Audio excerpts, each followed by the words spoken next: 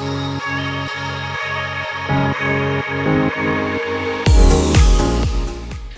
right, friends, I'm excited to sit down with a good friend of mine who is a very bright, dedicated, and hardworking individual. He currently serves as a senior director of strategic partnerships, strategy, and business development for ADP's wage payments business.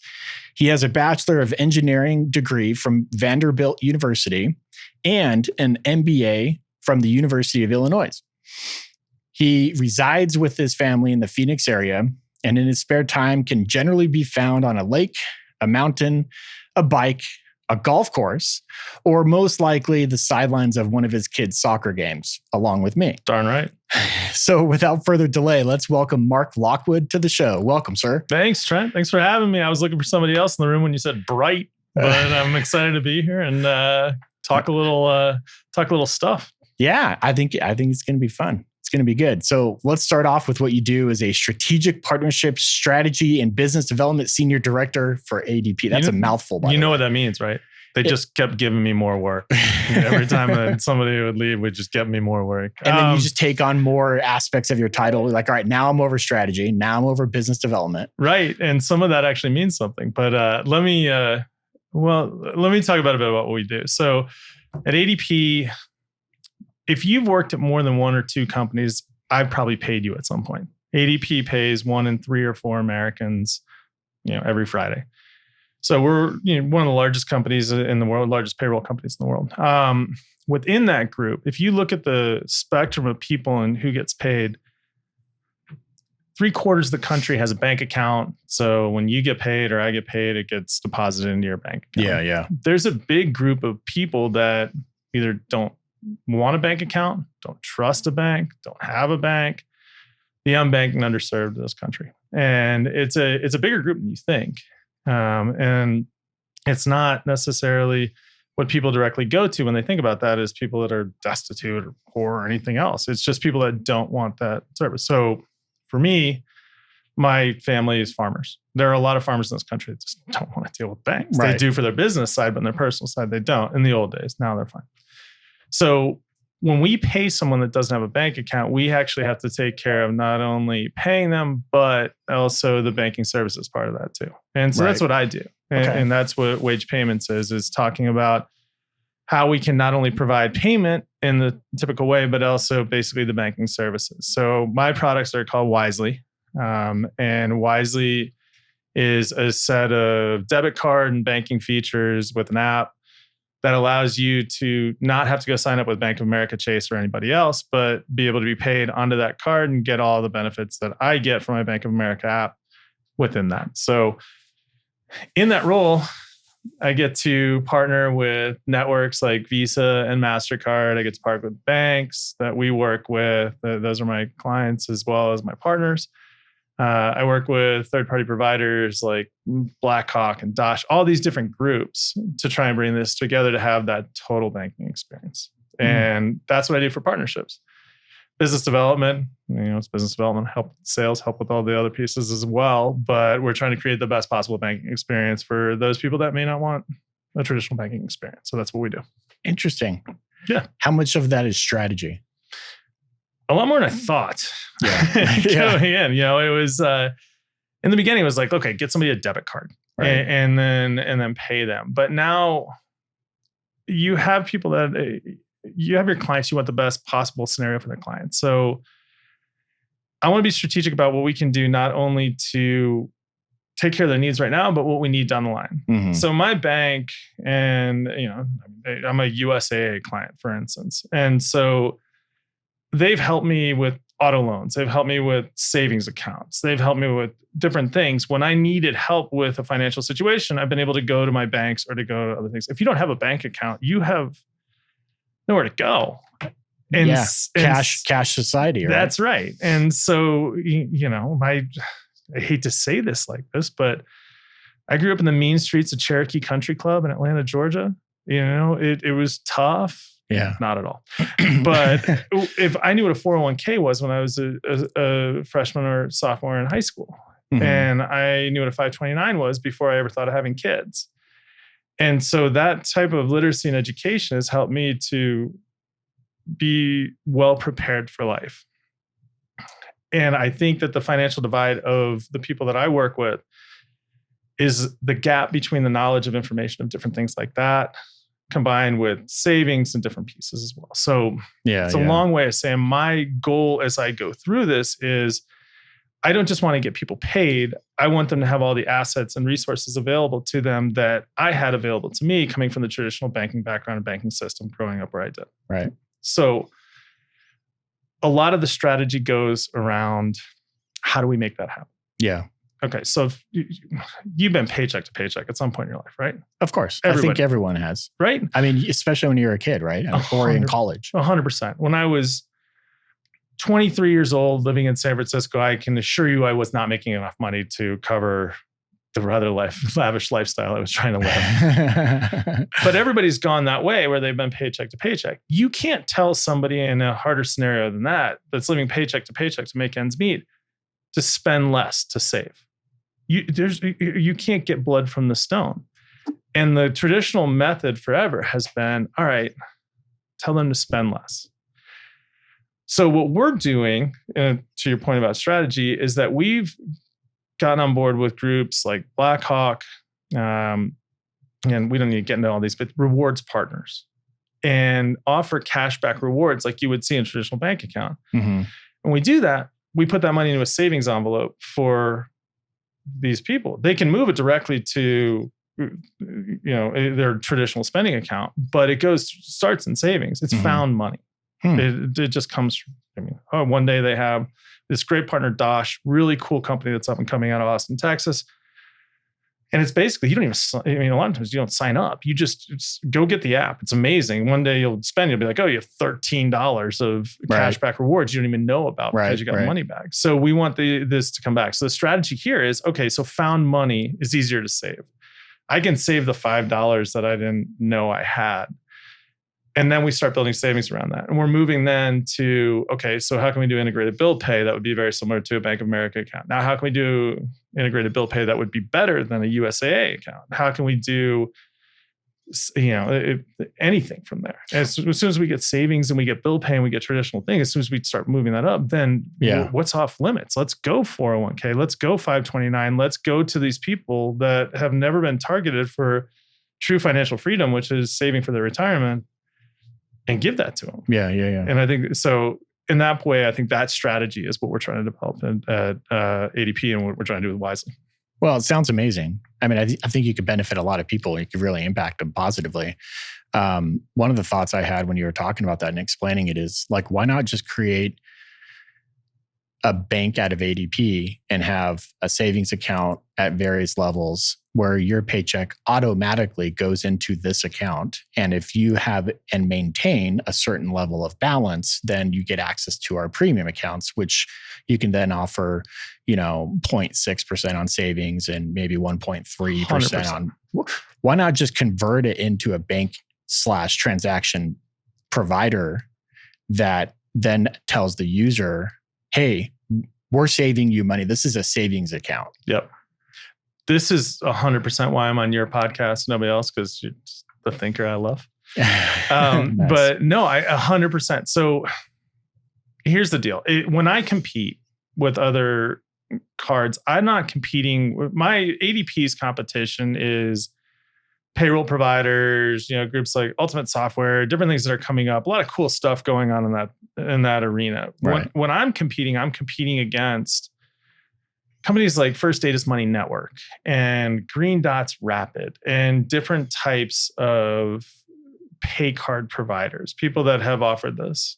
And in that area, even when I was back at MasterCard, the main thing I always said about financial literacy and financial education is when you put somebody on a prepaid on a pay card like we do, a debit card, without an underlying bank account, necessarily a joined one to get, when they advance up the ladder, and they become banked and they can earn credit and they can do this, they go and they become a Bank of America client or a USAA client or whatever they might be, or a banking client. So for those companies, and we'll see if anybody hears this, but it's true. Every time they talk financial literacy, it's kind of bull, because when they move up the ladder and out of it into the traditional banking systems, they lose the cardholder. So success is almost a negative for them. So anyway, one of the reasons I wanted to be at ADP and one of the reasons I wanted to do this was because you can be honest about moving them up the ladder, because then they just become a payroll client. Yeah. Then they just go to being a traditional bank person. They're off of our thing. So I'm the person that I'm the company that wants them to grow. I want everybody to develop. I want to give the best services, because ADP also has retirement services. ADP also has payroll services. We have all these things that we can reach down. Right. So it's reaching down from the giant level of the traditional bank economy and pulling people up, as well as pushing them into that. And that's what we want to do. That's pretty cool. It's actually a really good strategy. It's interesting. It's fun. I mean, you know what? It's, when I started out in payments, I was like, I always used to say this: credit cards not curing cancer. Yeah. But there's actually a reason to do this. Like, there's a reason we can help people do this. Do you feel like by that platform, you're focusing your audience and your clientele to those who are paycheck to paycheck that cannot get access to premium traditional banking tools? Do you think that's the focus of your it's clientele? By default, it was. I think it was developed in that manner. What we're finding now is that we have an incredible number of millennials that are attracted to our products. So if you watch TV, I'm not supposed to talk about competition, but whatever. If you watch TV out there, you'll see a ton of ads for a banking product called Chime. Mm-hmm. Yeah. And Chime is, I think their valuation right now, their pre-IPO is like $30 billion. Wow. It's insane, because the guy came from Green Dot. His name's Chris Brett, and started this. I mean, it's a debit card. It's the same thing I do. It's a debit/credit card. You put your own funds into it, and then it acts like a credit card. It acts like it kind of, but that's the big thing with debit cards. You can only spend your own funds. Right. So the problem with only spending your own funds, you can't build credit. I don't get any credit for spending my own funds. So it's basically the hardest thing in this world in payments is to convince somebody like, all right, I'm going to tell you, you give me all your money. I'm going to let you spend it off of that. And I may or may not take a fee every once in a while. It's like a ridiculous thing. And then the benefits that you got from that were protection, access, using it online, all that stuff. But what Chime is really keyed into is this idea, and I think it's the same thing that we're keying into at a different level, because we're in the pay card space, they're in kind of a general space, is you don't need a big bank. Just go into this, area, go and do the debit piece of it and work from there. Be able to spend the money anywhere you want, be able to work with money anywhere you want. And how do we build credit off of that? And they've done everything extremely well. They're a really slick marketing company. I don't know if they turned a profit yet or not. I mean, they're still pre-IPO, and there's a lot of that going on, which talks to the disruptors in the space who are trying to make hay here. That, I'm actually, I signed up for Chime to try it out because I was curious about the model. So you're the one. Yeah, they sent me 2 cards. One was for like a debit card. Yep. And the other one, and in the marketing brochures, they talked about how the credit portion, you go and you into the app and you transfer funds. So I put $100 in just to try it out. And you have to transfer funds from the savings or debit account, checking account is really what it is, into the credit account. And then you could swipe that MasterCard as a credit card against your funds that you put into the account.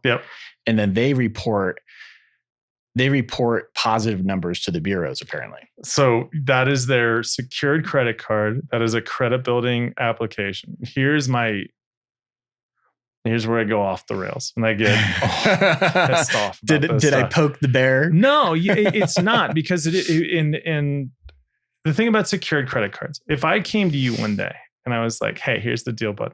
I'm going to give you a credit card. Your limit's $500. For that, I want you to give me $500 to secure against that limit, but I'm going to charge you a 24.9% APR on the charges.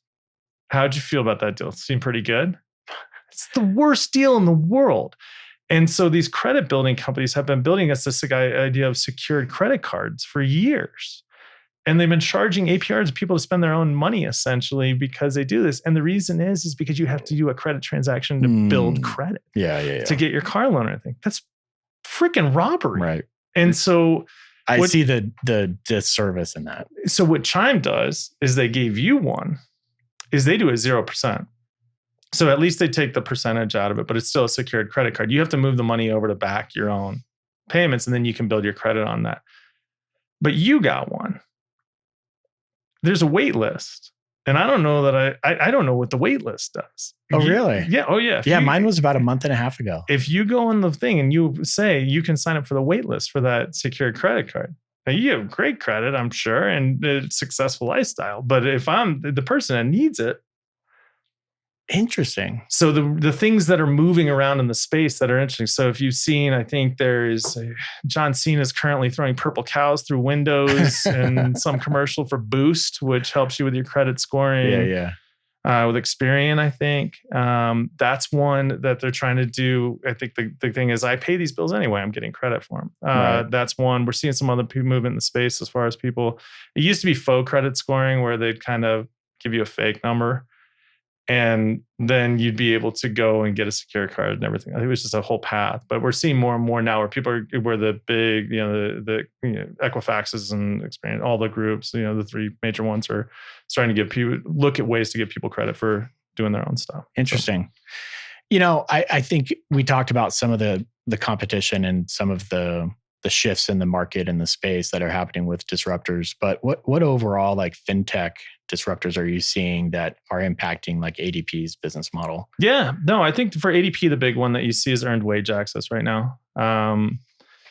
Explain what that is. Yeah, so earned wage access is basically your right to get access to the money that you've already earned on a 2-week pay cycle or a 10-day pay cycle. So if I'm working a job for a couple of weeks and I've gone 5 days and I've earned whatever amount of money over those 5 days, why do I have to wait the extra 9 days or whatever it might be to get all that money? So earned wage access is the ability these disruptive companies are coming in and saying, for a small fee or a subscription or something like that, we'll give you access to that money, and then you have it in case you need to pay a bill or something like that. Interesting. I have so many questions about that, but I'm sure you're going to elaborate on it. Well, I know I like it. I mean, it's the way the market's going in a lot of different ways. On-demand pay, access to what you're doing. On-demand pay is another one that's kind of close to that. All of it starts to beat at the worst subset of what's going on in this economy, which are check cashers that are cashing checks for gigantic amount of money, payday loans, which are taking crazy APRs. All these industries are just preying on people that don't need the hassle. Yeah. And it's like, that's your money. You earned that money. Mm-hmm. So why am I going to pay all of this? And I think that's what earned wage has kind of tapped into. It's like, I've earned this money. It's just that the payroll system doesn't work that way. So why would I need to take a payday loan at outrageous APRs to pay a bill that I need to pay when I've already taken the money? Why am I taking a loan on my own money? And I think earned wage is taxed, kind of tied into that and said, so we've seen some really good companies that are up and coming, smart people that are starting new businesses as far as that goes, and to try and give people access to their money. Right. Is it based upon credit? Is it a line of credit that you're accessing and tapping into to get advanced funds? Not really, because you've earned it. So if I go... But the company that you've earned it from is not transmitting the funds to the bank until every 2 weeks. Correct. So that's where the bank... Great question. So that's where the companies are getting in. So that's a back-end banking relationship of extending credit and everything else like that and understanding what's going on. But the risk is so low. Why not have the company extend the credit for their employees and then you guys tap into that line of credit? Sometimes they do. And sometimes we can actually go in. So we have a really large client that ships a lot of packages fast. Okay. So that's a good roundabout way of describing a company. And not too many of those. Every once in a while you might get something the next day when but they're doing the same thing. They're looking at internally. How can I do this internally to take care of my people right then and go through and say, hey, okay, over this 3 or 4 days they did that. So companies are starting to look at this, large ones, but the EWA, the earned wage access providers, the company's got to sign up and then the employee's got to take advantage of it. So it works with that. But I think what you're seeing now is more and more people about how can they get access to that when my company does and what can they do. But I think it's an interesting vision in the market of like, I earn $1, I get $1 as fast as I earn it.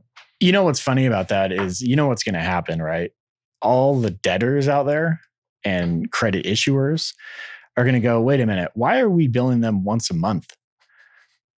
When they get paid daily now, why not tap into the portion of our funds every week?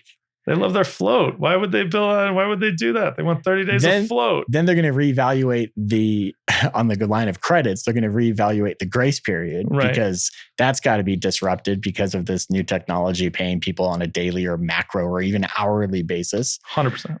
You know what I mean? Yeah, it's all real time. The world's real time. It's going to shift to a more real time scenario. So your financial wealth, whatever you're doing, is going to be a real time, by the minute type of scenario at some point. I ain't ready. I'm not either. It's going to be interesting. Well, that's cool. I'm sure we put everybody to sleep talking about this, but I'm sure we did too. It's a weird little corner of the world. How did you get into this? I mean, it's so niche and specific. Yeah. There's a long answer and a short answer. The short answer is that I was doing my MBA at University of Illinois, and a guy rolls into campus, one of the recruiters, and he's from MasterCard in St. Louis. And I'm like, I don't want to move to St. Louis. I don't work for MasterCard. And my dean was like, just take the interview. So I went in and took the interview. I worked in tech. So I started out at a startup in San Francisco doing software security. We sold that company for $135 million. I made enough to buy a Honda Accord. I took the money I should have bought Honda Accord with and bought a Land Rover and thought I was big stuff. And then realized I needed to go to grad school and get smarter. So I worked for a few years at Symantec and as a product manager. Didn't make huge waves, was making a lot of decisions every day. Didn't know, they were intuitive to me, but I didn't know why I was making them. So I wanted the background. So I was like, go get my MBA. So I went to this interview, and this guy, Charlie Hall, great dude, walks in and he's like, I was looking at your resume. You're a lot like me. And I was like, okay. So we started talking, and I was, what's the scoop with this? And he goes, well, you come and you do an internship at MasterCard in St. Louis this summer. And it's about 2 hours for Champaign. Bree had a job, so we could be close. And he goes, then we do 3 rotations. We'll do 8 months in St. Louis. We'll do 8 months in New York, and we'll do 8 months in Brussels after you get out. And I was like, okay. He goes, 2-year rotational program, assuming you don't screw up the internship. I said, that sounds fun. I like that idea. So the offer was high. I didn't have a lot of money. And I was like, let's go try this. It seems a little technology based. It seems a little finance based. I was a marketing kind of guy. I have an engineering undergrad degree. I was like, it seems like a good mix. So I went and I did the first 8 months. I did my internship. I was fine. First 8 month rotation, miserable. And then they moved me to New York for the second one. And I was in Westchester. And I started working with this lady named Cindy Black. And she was in prepaid, and she took me aside one day, and she's like, you're fine at this. You could be really good. The trick is, like, you can help people. This is good. She kind of goes, I hope nobody from MasterCard listens. She goes, the whole rest of this building, everybody's trying to make interest. I'm telling you that we can help people. And she was a true... it was a cause, and she really loved financial wellness, helping the underbanked, doing everything like that, and this prepaid debit platform. And so I started working on that, my second rotation, and they pulled me out of it and gave me a full-time job, and I ended up moving to New York. And I've been payments, other than I took 3 years off and worked in higher ed, I've been payments ever since. So it's a cool gig. Not a lot of people do it. I don't think anybody wakes up in the morning like, I want to be a firefighter, the quarterback of the Patriots, or a payments executive. But, I'm happy. It works for me. That's cool. Yeah, it's good. So what, like, in the journey actually is pretty cool. I think understanding the background and understanding where you had that pivotal moment and realizing that you could really make a difference and help people is a cool story. It's great to have the background.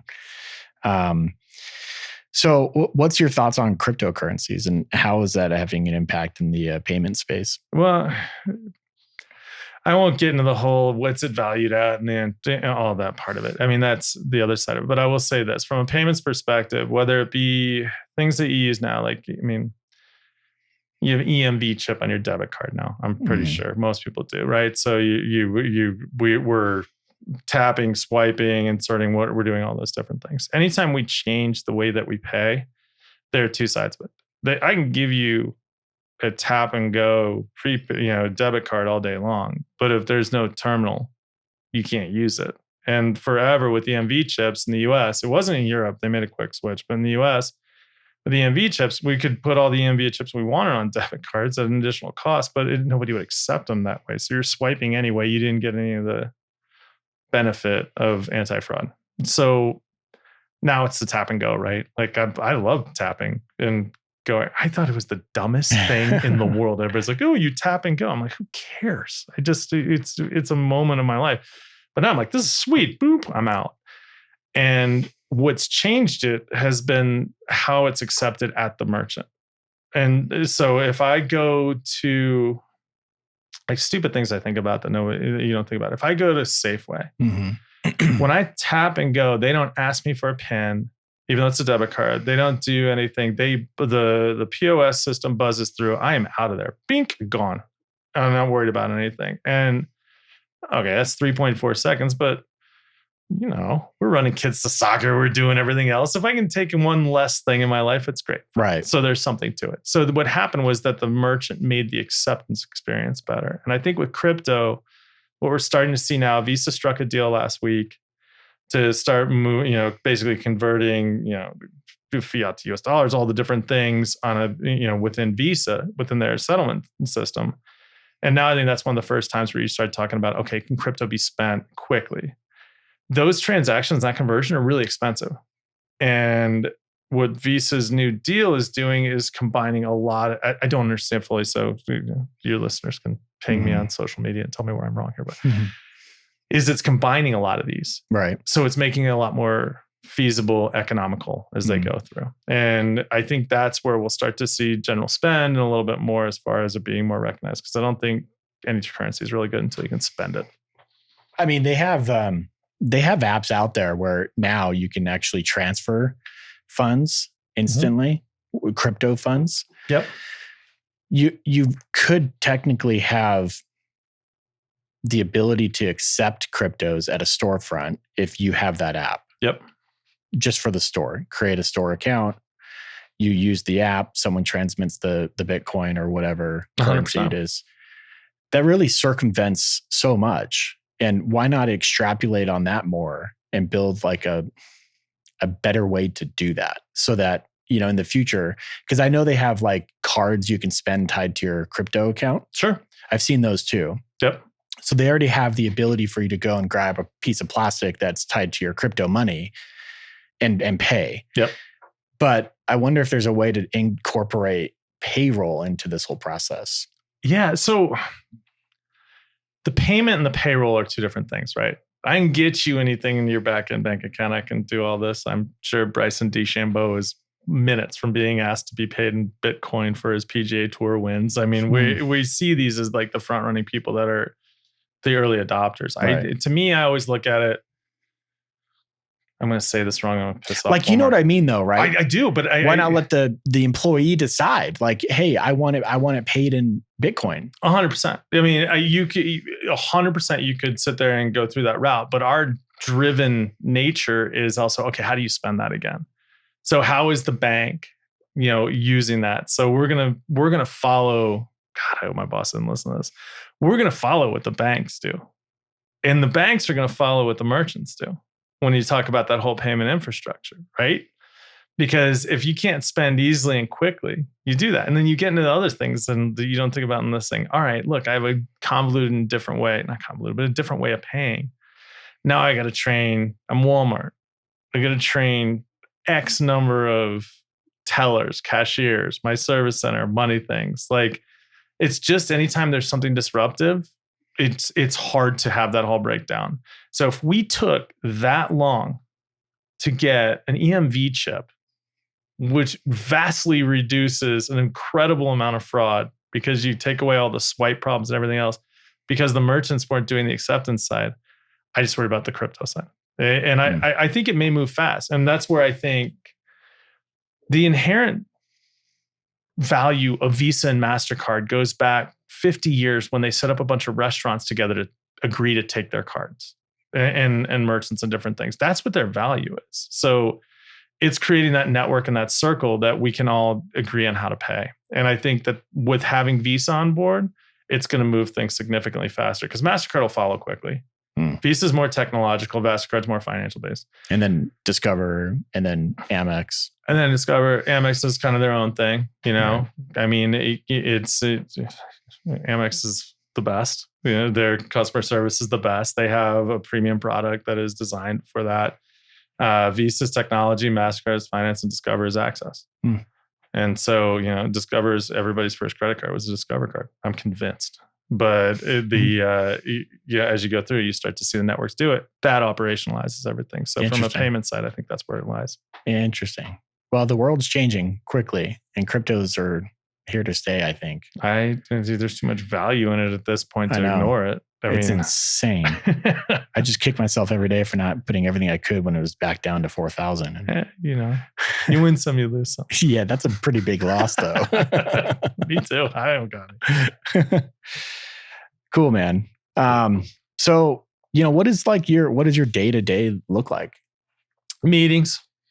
That's it. No, I mean, my job's the best because I'm dealing with 100 different people. And, you know, I love the people I work with. That's how I pick places to go, is the people that work there. Yeah.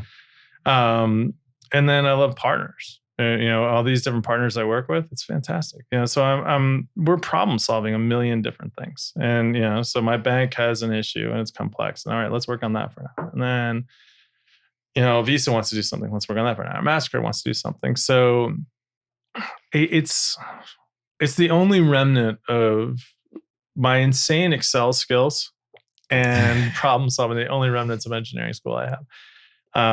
And I think between having good communication, good people skills, and being able to just shoot the bull, have a good conversation, and being able to do the math, you can solve most problems. So that's my day, is I just have a meeting, solve a problem, have a meeting, solve a problem, make a PowerPoint, solve a problem. Pretty good. Well, problem solving is something I think you're really good at, and you're a good communicator. Thanks. And I think you adapt to people really, really well. People can quickly kind of connect with you. So that helps you out a lot. I appreciate that. I was the dorkiest kid in school, and for 15 seconds, I was the cool kid, I think. I don't know. Someone told me that once, but I don't remember it. I've been a lot of things, been a lot of places. So it's always easy to do that. Just people are pretty much. Yeah. I hear you. What's like your proudest moment so far in your career? Staying employed.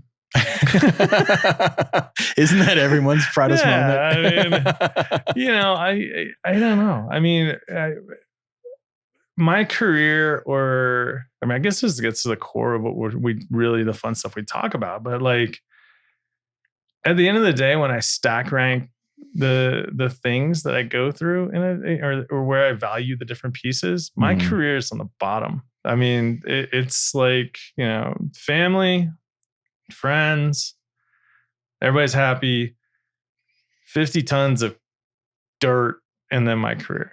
As long as I'm paying the bills, I'm happy. So the proudest moments of my career probably go around the friendships I've made. I mean, that sounds cheesy, but like, I'm a lot more happy when somebody that works with me, for me, or a colleague or something like that, I've been able to work with, and they succeed and elevate than, you know, stuff I've done. And I took a turn running the graduate programs at the University of Illinois. All the people that we had that came through that worked for me are now in more successful positions than they were before. I'm very proud of that. I think it was, I forgot which football coach it was. It was I forgot his name, but the one who always cried for the Eagles and then the Rams, and Dick Vermeil.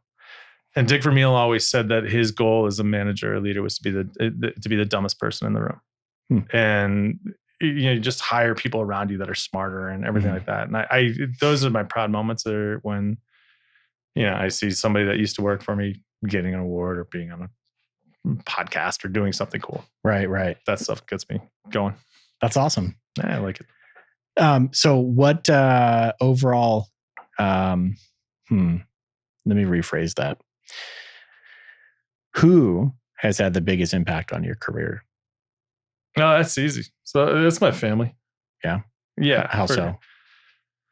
Well, my dad and my mom, I talk to one of them every day still. They live in Atlanta. But my dad, he's a pretty special dude. So he grew up in a river town called Kankakee, Illinois. Say that one a couple times. He went to the University of Illinois, senior manager of the football team. Got out of that. He was an ROTC guy. He was an officer in the Navy. He was an officer in Vietnam, gunnery officer, and then on a destroyer, and then went to Harvard for graduate school, which I heard is a good school. I heard that too. They didn't want to talk to me when I applied to grad schools. I have no idea why, but whatever. We might have to make some phone calls here. We'll light them up a little bit after this. Yeah, well, I'm sure they're going to hear this podcast. When they hear this, they'll be mad that they missed out. And then, had a really successful career always. It was a highly recruited guy out of Harvard. Had just an incredible career running companies and everything. And when I came along and when my sister came along, both of us loved playing soccer, loved playing sports. And my dad was my coach. And he was an independent financial consultant. He built an office in the basement. He could have 100%, he had all the cheese in the world to go climb ladders at places like Continental Telephone and all these places that he was at. Yeah. And, but it was family first, always. And it wasn't a question. I could go in at any time and be like, I'm having a problem. And his office was around the corner from my room in the basement of our house. So, from him, it was that. From my mom, it was toughness, but it's different kind of toughness. Mm-hmm. So my mom grew up on a farm in Illinois.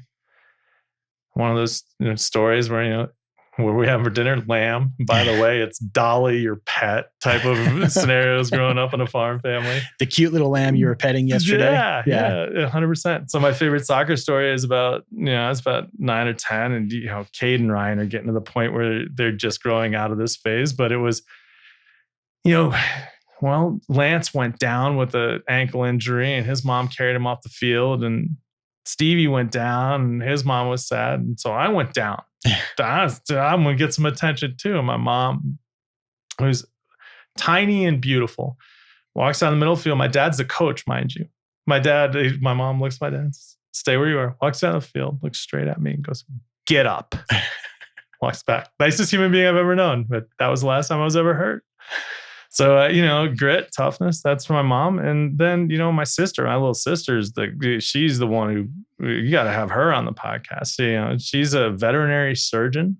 I tried to open a thing of, Trader Joe's carne asada with a knife last night, sliced half of it in half, screwed it up. I can't get my keys in the engine. This kid's, got micro delicate things and fixes dogs and cats all day. And wow. Yeah. So it's like, you grow up in a family where people are every day trying to do really cool things. And it's keeping up is kind of the idea. And so that's probably helped my career more than anything is how to do that. That's awesome. That's really cool. I love the story of you trying to, that happened when? Last night. I'm an idiot. Did you cut yourself? A little bit. I don't want to talk about it. and I burnt the carne asada. What's up with that? I suck. Every once in a while you gotta work on it. Were you smoking it or were you barbecuing No, it? Dude, I was just flat grilling it. It was we got 6 soccer practices that are running back and forth. You try and cook a meal in the middle in between. Of it. It's ridiculous. It's silliness. It is craziness. That's it. I would prefer to smoke it in my Traeger, but yeah, I know. I don't have one of those. You're fancier than me. No, I'm not. My wife got it for me. I have a Weber Smoky Joe. Hey, it does the trick. Does the trick. So talking about success, since that's the name of the show, right? Mm-hmm. What does, how do you define or measure success both personally and professionally? Yeah. So personally, these weird, my whole deal that I'm actually conscious of, and I've become more as I've gotten older, is there are just moments in a day where you're just happy. So you and I were in Prescott last weekend for the boys soccer. It was a lot of fun. And I was headed up the mountain And this song came on the radio that was just awesome. And it's beautiful out. My kids are in the back seat. Bree's happy, looking at someone on her phone. And I was just like, immediately, like, you're just happy. Mm-hmm. And there are these moments, and they never happen. Like, it's not like I'm going to Hawaii for a week and I'm going to be happy all week. That rarely happens. It's these weird things that kind of hit you on a daily basis, just moments of like peace. And have as many of those as possible is my idea of success. So overall, my life, I have a happy life. I'm happy day to day. I enjoy everything that we get to do. I love where we live. I love, what my kids are doing, great family, great wife. Things are good. But success is how many of those moments do I get? And it's weird how you can't predict them, you can't, but at this moment you're like, I'm really happy right now. Yeah. And so for me, it's my dad. My grandfather was an insurance guy. So you have baseline insurance, and then you have this protection above you. So my idea of success is keeping the baseline as across the board happy as you possibly can, and enjoy those moments and keep the downtimes from happening as much as you can, or manage those. And professionally, I want to enjoy my job. I want to work with good people, and I want to be able to afford and ensure that I can do everything to do the other part I just talked about. So, I mean, let's be honest. There are moments, getting to play, Ryan and Taylor and Cade and Tanner and everybody doing club soccer costs money. Things that we like to do cost money. I really like my Jeep. It costs money, so there are different things. So my professional outlook is, all right, I want to do something that's worthwhile. I want to work with really good people, and I want to pay my bills. Yeah. And anything above that is fine.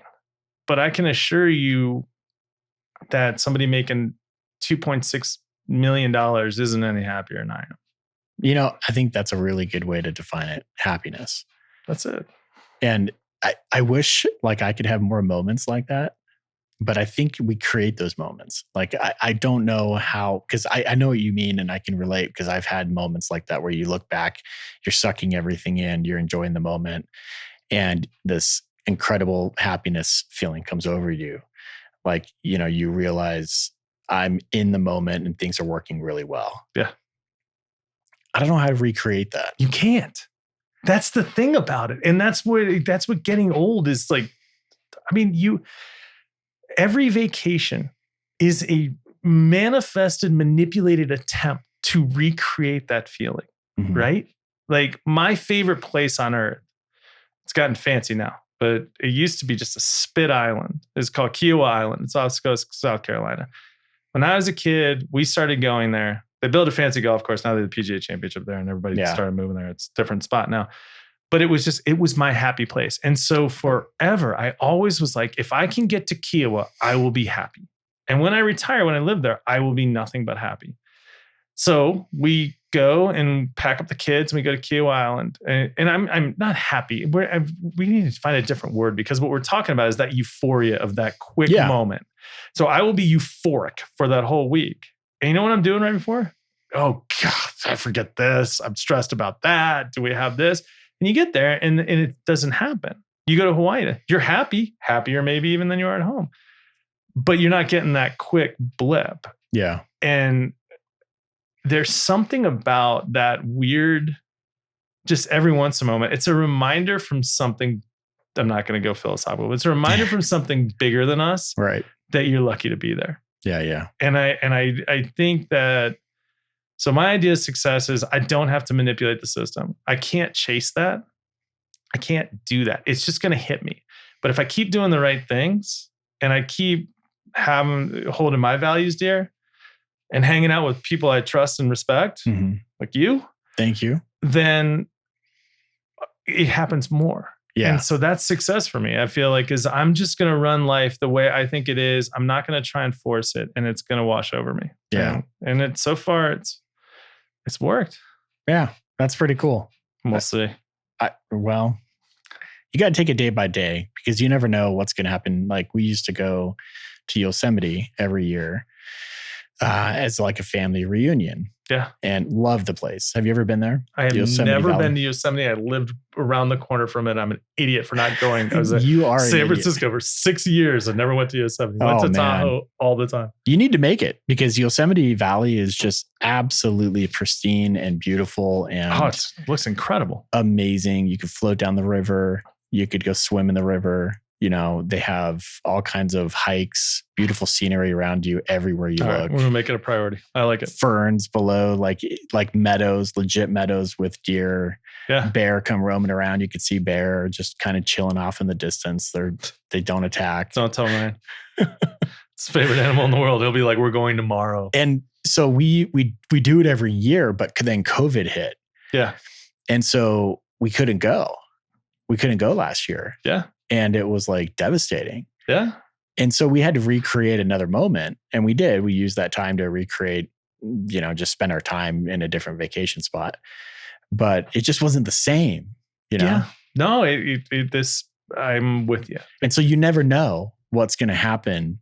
And so enjoy the moment, enjoy the present. That's where I was going with this. I almost lost track of where I was going with it. But it's a great point because I think a lot of times when you go back to certain places, it's because you remember those moments, those euphoric little moments. Yeah. They happened there for you. It was like you and Christy and the kids have this moment that you remember there. So let's go back there and recreate it because it'll happen again. And I maybe that is part of the last year is this idea of like, okay, they can happen anywhere. They happen in the weirdest situation. It's really, I don't know. I'm much more tuned into them, I think, over the last couple of years than I have been before. Because I was just like, oh, that's where I want to be. Is always like that. You're never going to be always like that. Yeah. You get those little nudges every once in a while. Just, you should be grateful to be alive. Yeah, absolutely, man. So true. Good wisdom, good advice. So, Mark, how do you balance, work, life, personal interest, all these hobbies that you have? How do you balance it all? I don't. You fail miserably. 100%. Every day. I would love to get out of here and be like, oh, here's what I do. I balance all my schedule and everything like that. I have no idea. We're juggling everything all the time. So, you should have Bree on to talk about that. My wife, she's great at that. She's meticulously organized. Like when she is at work, she is at work. Yeah. I could text Bree, the house is on fire at work, and I would hear about it at 2:45 when the final bell rang at school, where she's a school counselor. Oh man! Like she partitions her time, and then and it's aspirational. For me, I'm kind of like but I'm good at my job too. It's like, all right, hand me a situation. Let's handle the 6 juggling balls that are going on and go through. But I wake up early, just make the kids breakfast 6, 5:45. So make the kids breakfast. 6 is when my alarm goes off. I get out of bed a little after that. Make the kids breakfast. And then I run, Ryan bikes to school. Taylor, I drive her in because she's my baby girl. And I'll always do that. And then from then on, it's like, all right, what's up? Yeah. Let's take them as they come. And I do that. The only thing I try and do lately that I didn't do for a long time is try and get some exercise in as often as I can. I was super active before COVID, and then I took on more responsibility at work, and COVID hit, and it got a little bit harder to do that. Mm-hmm. So I could use some of that planning. So I think I need to listen to some of your other podcasts about the people who are better at doing that. But for me, it's like, take as it comes. At the end of the day, look back, and I did it, and then go for the next one. Hey, that's not a bad approach. Man, we'll see. Works for you, right? It's worked so far. I mean, you're maintaining your job. You're not fired. I'm not fired. I don't think I'm going to be president of the United States. Right. But you certainly got to give yourself some credit there. Hey, you certainly have the ability to at least manage your calendar and your schedule and your deliverables all in your head and prioritize them. So, hey, maybe you don't have a written strategy, but being able to work fast is a gift. And I am lucky to have that. I can solve something and work pretty fast. And that's helped me to kind of manage that. But yeah, I mean, I don't know. So far it's worked. That's cool, man. All right. So we've talked a lot about your successes, how you define success. We've talked about both personally and professionally, some cool stories, your background, and all that good stuff. What if you could go back and do it all again, what would you change and why? Phew. Okay, so I'll tell you the college story. Thank you. I'll tell you the college story, and then we'll talk about whether or not I should have changed it. I'll ask you. Okay.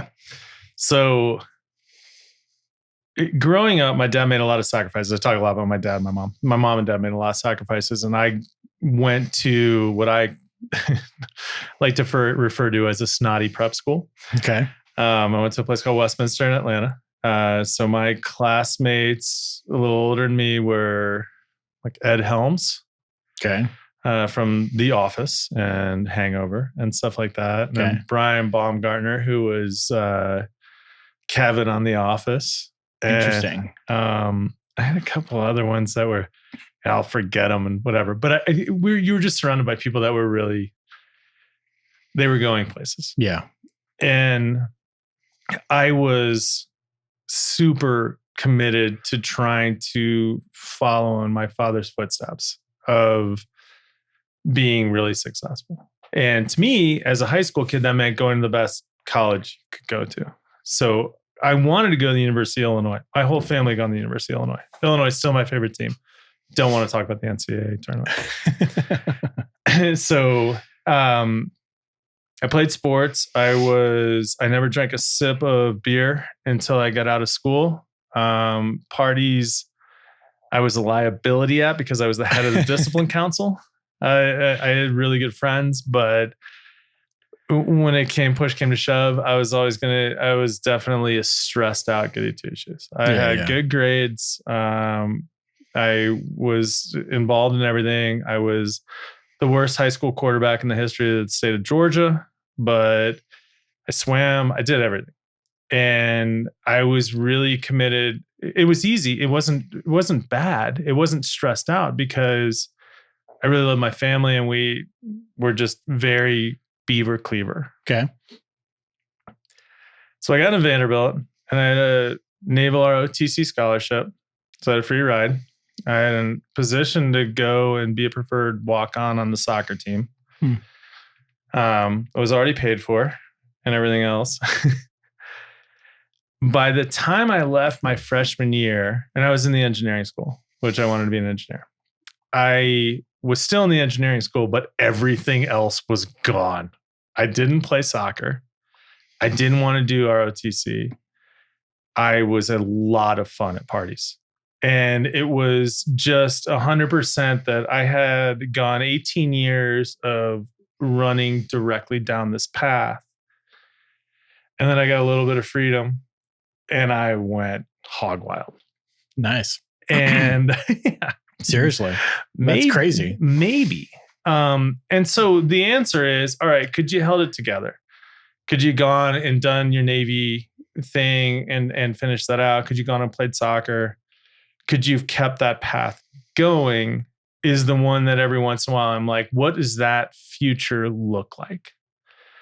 And the other one is, and the other half of that is I had a couple other scholarships to play at smaller schools to go play soccer.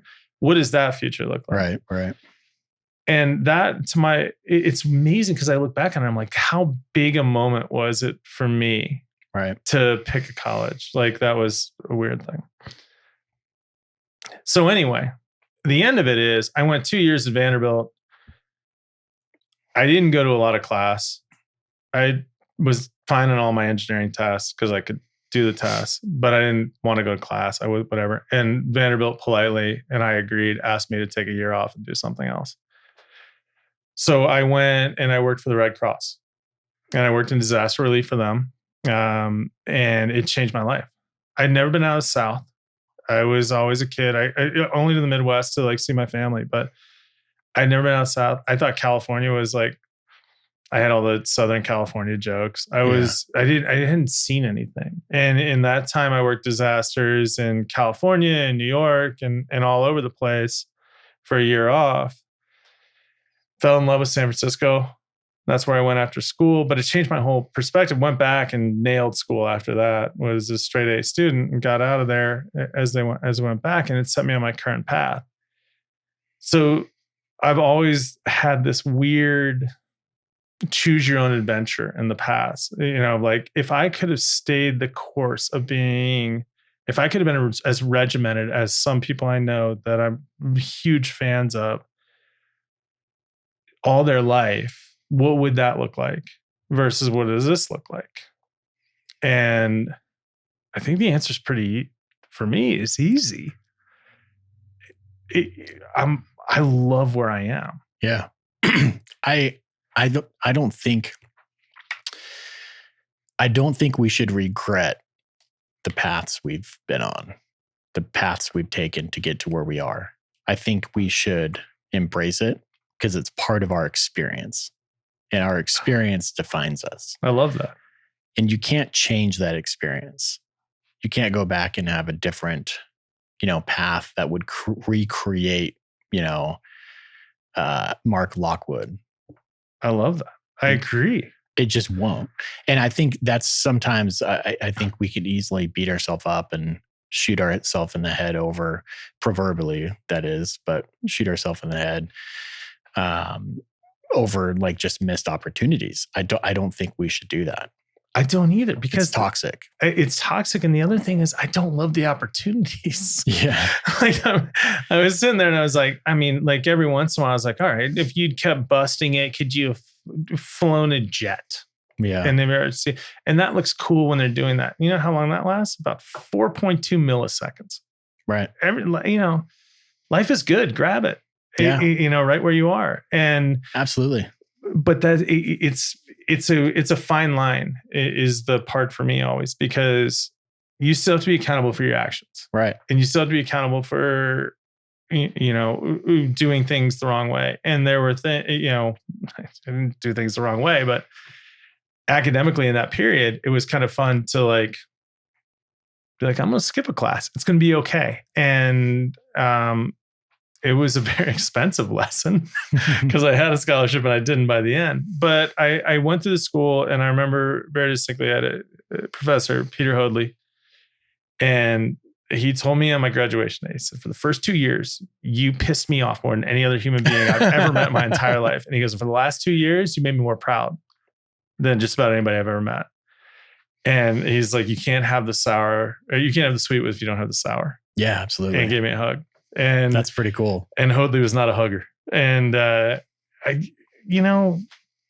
answer to your question is I got no regrets. I'm never going to have regrets. We're rolling. Let's go through life. Absolutely. Let's figure it out. And whatever happens, happens. But even if you're screwing up, as long as you can be accountable, as long as you can be humble, as long as you can account for what happened and realize when you were right or when you were wrong, you're okay. Yeah. Just keep rolling. I think people have a hard time with that just inherently. Just admitting I screwed up. I did something stupid. I made a bonehead move, whatever it is. It's just challenging to recognize that and immediately just raise your hand to yourself or whoever's around and say, yeah, I screwed up. There is nothing more freeing in this world than ownership and self-deprecation. Yeah, it's true. I swear on my life, like 9 out of 10 people that meet me probably think I work. I don't work. That I'm just some, it's not, just, if you can just laugh it off, it's not that serious. Look at how big everything is. Yeah.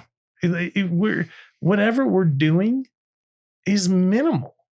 And so own it and do the best you can. Be awesome at what you do. Yeah. Don't get burnt out.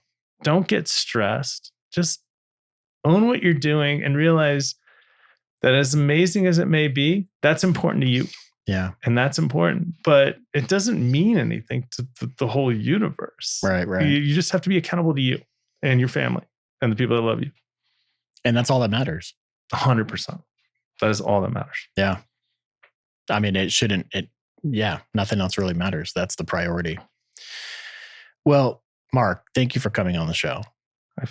I had a blast, man. Thanks for having me. Yeah. I don't know if anything we said made any sense towards being successful. I think it did. Well, I hope so. And I think it'll resonate with the listeners. I appreciate being here. I had a really good time. Yeah. Thank you, Mark. We'll have to do it again sometime. Well, we can, for sure. We'll get a bigger group. Yeah, that would be fun. I have a third mic. I could get a fourth mic. That would be a riot. Well, that's perfect. You got to get Bree on so she can be like, okay, look, since I'm actually the successful one in the family, let me tell you what success actually looks like. It's not making a schedule up as you go along. It's not all this. She'll help us out. Well, have you ever considered that your personality and your style is what makes you successful? I think it's the only thing that could make me successful. I think that's what makes you successful in what you do. You're a strategist. You can develop business ideas. You can solve problems. You have an engineering background, and your casualness and ease of speaking and just getting to know people and connecting with people right away has this natural, like authenticity to it that I can value and I appreciate. And I think a lot of people would value that and appreciate that in you as well. So that's part of why you're successful. I appreciate that. You're That's welcome. a really nice compliment. Thank you. You're welcome. Thanks for coming, dude. Thanks, buddy. All right, man. See you. Bye. Later.